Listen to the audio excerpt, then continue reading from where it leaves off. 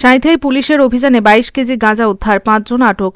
বীরভূম জেলার সাঁইথিয়া থানার অন্তর্গত আমোদপুর এলাকা থেকে বিপুল পরিমাণ গাঁজা উদ্ধার করল সাঁইথিয়া থানার পুলিশ। গতকাল রাতে গোপন সূত্রে খবর পেয়ে অভিযান চালিয়ে পুলিশ 5 জনকে আটক করে। তাদের কাছ থেকে উদ্ধার হয় প্রায় 22 কেজি গাঁজা। ঘটনায় গোটা এলাকায় চাঞ্চল্য ছড়িয়েছে। পুলিশ সূত্রে জানা গেছে, আটক 5 জনের মধ্যে 4 জনের বাড়ি জলপাইগুড়িতে এবং একজনের বাড়ি বীরভূমের লাভপুরে। ধৃতদের নাম পলাশ চন্দ্র সরকার, মায়া রায়, ভালোবাসা বিশ্বাস, পূর্ণিমা বিশ্বাস এবং মোহাম্মদ কামাল। অভিযুক্তদের আজ সিউড়ি আদালতে তোলা হয়। সাঁইথিয়া থানার পুলিশ আদালতের কাছে 7 দিনের পুলিশি হেফাজতের আবেদন জানায়। আদালত সেই আবেদনের প্রেক্ষিতে 5 দিনের পুলিশি হেফাজত মঞ্জুর করেন।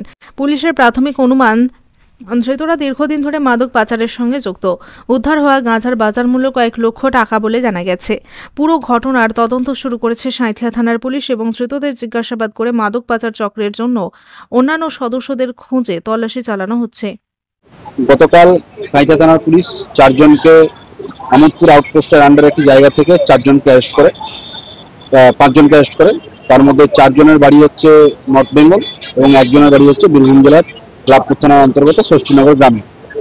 তাদেরকে অ্যারেস্ট করার পর তাদের কাছ থেকে 22 কেজি পুলিশ রিকভারি দেখিয়েছে, 22 কেজি গাঁজা রিকভারি দেখিয়েছে এবং আজকে লনেট সিজিএম কোর্টে সেই 5 জনকে কোর্টে তোলা হয় এবং তাদের মধ্যে থেকে একজন, যার বাড়ি হচ্ছে লাভপুর ষষ্ঠীনগরে, মোহাম্মদ কামাল, অ্যালায়েন্স হচ্ছে মোহাম্মদ মফিজ, তাকে সাঁইথিয়া থানার পক্ষ থেকে রিমান্ড চাওয়া হয়, 7 দিন রিমান্ড চাওয়া হয় এবং তার মধ্যে থেকে লনেট কোর্ট তাকে 4 তারিখ পর্যন্ত রিমান্ড অ্যালাউ করে এবং বাকিদেরকে জুডিশিয়াল কাস্টডিতে দেওয়া হয়। তাদেরকে অ্যারেস্ট করা হয়েছে আমোদপুর আউটপোস্টের কাছাকাছি স্টেশনের একটা সংলগ্ন জায়গা থেকে, রাস্তা থেকে। হ্যাঁ, তাদের নাম হচ্ছে পলাশ চন্দ্র সরকার, যার বাড়ি হচ্ছে ভক্তিনগর, ডিস্ট্রিক্ট জলপাইগুড়ি। আরেকজন অ্যারেস্ট হয়েছে মায়া রয়, যার বয়স হচ্ছে 70 বছর, বৃদ্ধা বয়স্ক মহিলা, যার বাড়ি হচ্ছে জলপাইগুড়ি। এবং আরেকজন নাম হচ্ছে ভালোবাসা বিশ্বাস, যার বয়স হচ্ছে 61 বছর, তারও বাড়ি হচ্ছে নর্থ বেঙ্গল জলপাইগুড়ি। এবং পূর্ণিমা বিশ্বাস, যার বাড়ি হচ্ছে north 24 Pargana.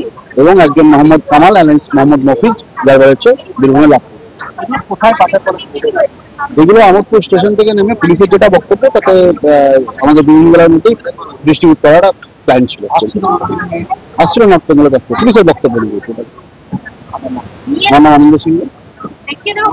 Janakantha TV news, Birbhum. আপনার জেলার সর্বপ্রথম খবর পেতে জনকণ্ঠ টিভি নিউজের ফেসবুক পেজটির ফলো বাটনে ক্লিক করুন এবং ইউটিউব চ্যানেলটি সাবস্ক্রাইব করুন।